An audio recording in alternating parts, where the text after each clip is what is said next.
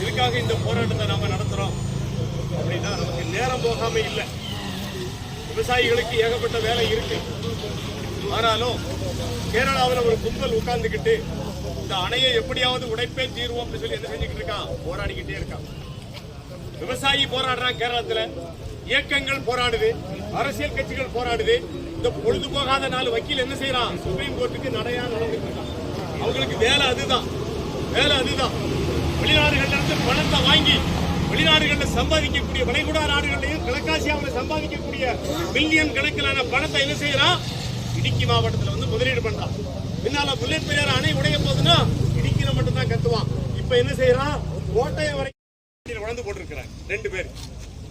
Authorised பாடியான irrigation department உள்ள உட்கார்ந்துக்கிட்டு அணையில் இருக்கக்கூடிய நம்முடைய பொறியாளர்களை வேலை செய்ய விடாம தடுத்த நிலையில மத்திய நீர்வள அமைச்சகம் என்ன செய்யுது, 2 கேரளா அதிகாரிகள் வந்து உள்ள போட்டுக்கிறான். 2 பேரும் நல்லவங்க கிடையாது. இரிகேஷன் டிபார்ட்மெண்ட் செக்ரட்டரி ஒருத்தன், Kerala additional superintendent deputy superintendent ஒருத்தன், விஸ்வாஸ், 2 பேரையும் கொண்டாந்து போட்டு என்ன செய்திருக்கிறான், அணையில் இருக்கக்கூடிய நம்முடைய பொறியாளர்கள் பாத்ரூம் போனா கூட அந்த கேரளத்து அதிகாரிகள்கிட்ட கேட்டு போகக்கூடிய நெருக்கடி வந்திருக்கு. இந்த போராட்டத்தை நம்ம இப்படியே விட்டுட்டு போயிட்டா அந்த அணை எங்க சொல்லிட்டு போயிடும். நாம ஒண்ணு கேட்கிறோம், வருஷத்துக்கு 30 ரூபா ஒரு ஏக்கருக்கு வரி கட்டுறோம். 8348 ஏக்கருக்கு நாங்க என்ன செஞ்சுக்கிட்டு இருக்கோம், வருஷம் ஒண்ணுக்கு ஒரு ஏக்கருக்கு 30 ரூபா வரி கட்டிட்டு இருக்கோம். அது எங்களுடைய செட்டில்மெண்ட் லேண்ட். அவன் சொல்றான் லீஸ் லேண்ட் சொல்றான், நம்ம சொல்றோம் நோ லீஸ். 99 வருஷம் தாண்டா லீஸ்.